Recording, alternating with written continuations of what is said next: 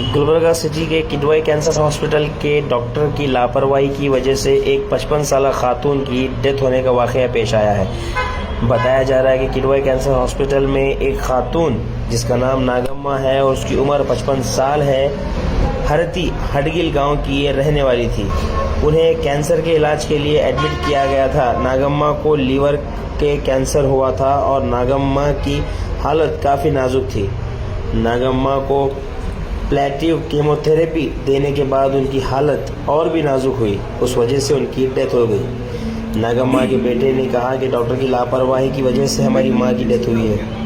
ये बोलकर बच्चा जो नागम्मा का बेटा है उसने आपा खोकर एक चेयर लेके हॉस्पिटल का गिलास फोड़ दिया और ये वाक़या सारा जो है ब्रह्मपुर पुलिस स्टेशन लिमिट्स में दर्ज कर लिया गया है। आइए देखते हैं एक रिपोर्ट।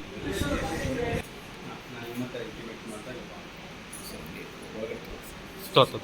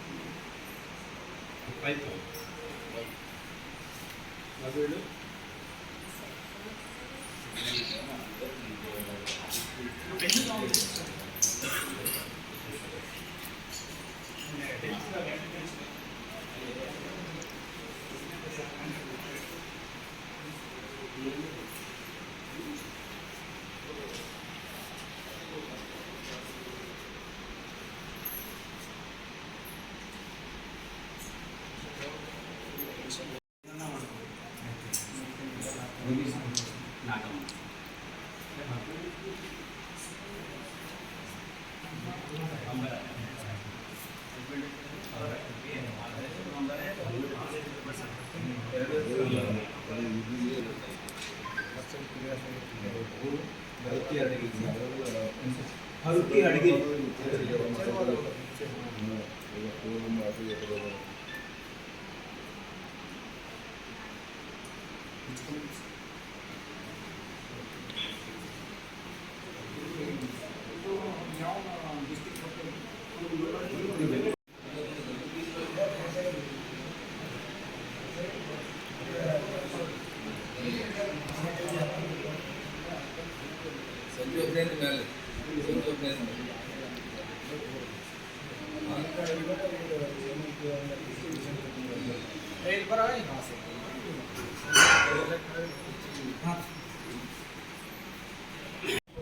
ಯಾರು ಕೇರ್ ಮಾಡಲ್ಲ ಸರ್, ಬಂದಿದ್ದೀವಿ ಯಾರು ಕೇರ್ ಮಾಡಲ್ಲ ಸರ್.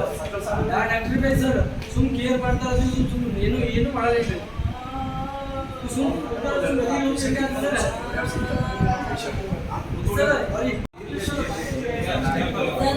ನನಗೊಂದು ಸೈ ಬಾಟ್ಲಿ ಏನಾಗ್ತದೆ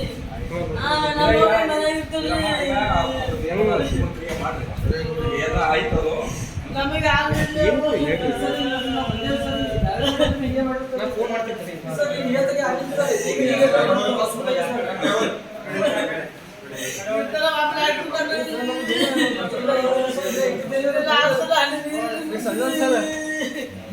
या मॅडम सर ना हे दवाखाने नाव बोलते सर ते दवा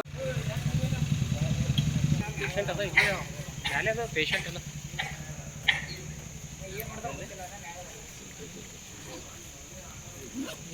ಲೈಟಿಂಗ್ ರಾಂಗ್ ಮೇಲೆ ನೋಡಿ ಹೌದಾ ಹಾಂ ಬರ್ರಿ